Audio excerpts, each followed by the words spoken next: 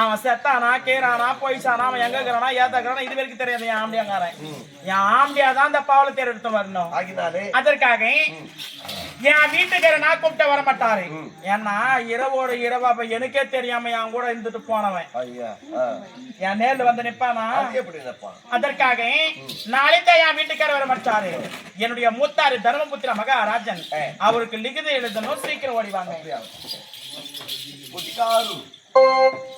அதான் சொல்லட்டுங்களா?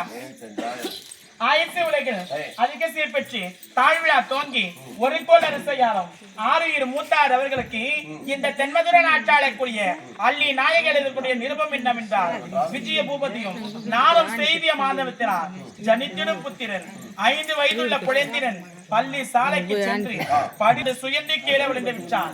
அநேக வைத்தியர்கள் வந்து பார்க்க அவனுக்கோ நாளையோ மரணம் இன்றியாகி விட்டார்கள். இப்படிக்கு அள்ளி மகாராணி வந்தால் சரி, வரலன்னா குற்றம் கிடையாது. இது பொய்யான லிகிதம். ஏன்னா பிள்ளைக்கு ஒரு ஆபத்துனா எந்த ஒரு அப்பங்க வந்துதான் ஆகணும். அதுக்காக ஒரு பிள்ளைக்கு ஒரு ஆபத்துன்னு சொல்லிதான் இது பொய்யான லிகிதம்.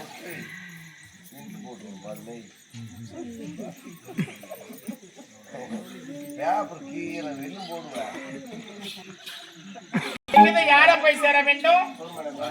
யார போய் சேர வேண்டும்? தர்மபுத்திர மகாராஜனுக்கு போய் சேர வேண்டும். ஆமா, சரி, ஆகட்டும்.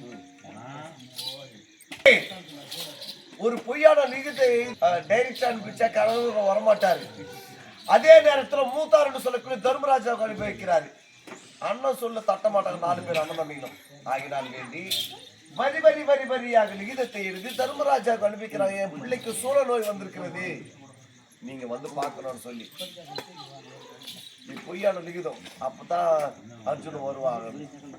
ஆகினாலே இந்த நேரத்திலே தன்னுடைய அண்ணனாவுடைய தர்மராஜாவுடைய வார்த்தை கேட்டு அர்ஜுனன் சமநாடி வருவதை காண்கிறேன்.